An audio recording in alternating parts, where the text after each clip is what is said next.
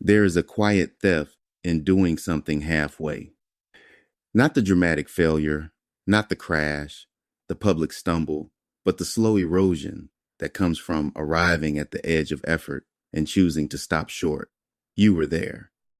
You could have leaned in, and instead you held something back, kept a reserve, stayed safe, above the line of full commitment. The work knows, you know. And over time, the gap between what you touched and what you could have made becomes its own kind of regret.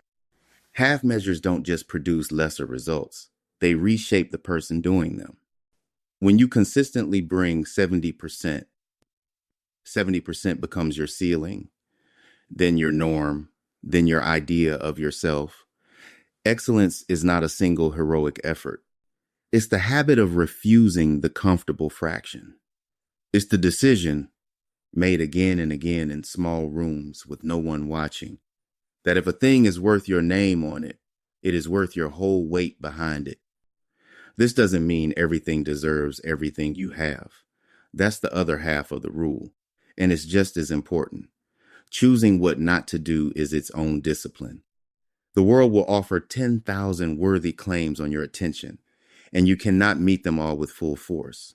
So the act of saying no, of releasing, of declining the project or the role or the obligation you can only half honor, is not a failure of generosity. It's protection of the few things you've decided will get your all. Refusal is how commitment stays possible. And then there is the worst kind of half effort, the one dressed up in explanation. You committed. You said yes. And when the moment came to deliver, you didn't. Instead, you arrived with reasons, and the reasons were reasonable. And the word that held them together was but. I wanted to finish it, but. I gave it my best, but. I would have shown up, but. Listen carefully, because this matters. The moment but leaves your mouth in defense of a commitment you broke, everything that follows it is shit. Not lesser, not partial, not excusable. Shit. Excuses are not explanations. Explanations belong to people who did the work and want to share what they learned. Excuses belong to people who didn't and want to be forgiven for the empty space where the work should stand.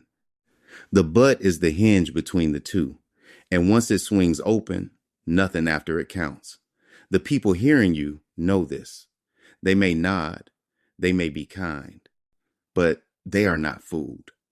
And you should not fool yourself either. Every but after a broken commitment teaches the room that your word is conditional, that your yes comes with exits already built in.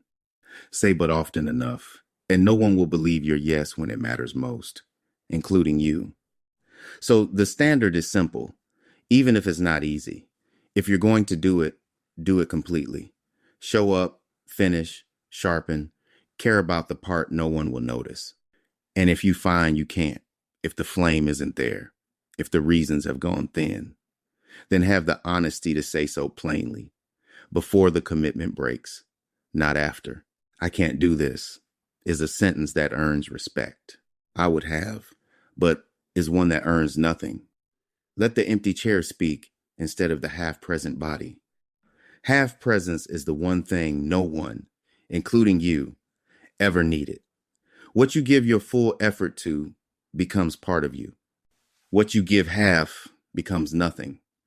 What you explain away with but becomes less than nothing.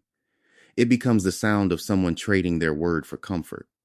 Choose your few. Give them everything. Leave the rest to people who will. And when you fail, because you will, sometimes fail without the but. Take the cost and start again. Remember, it's all or NAW, nothing at all.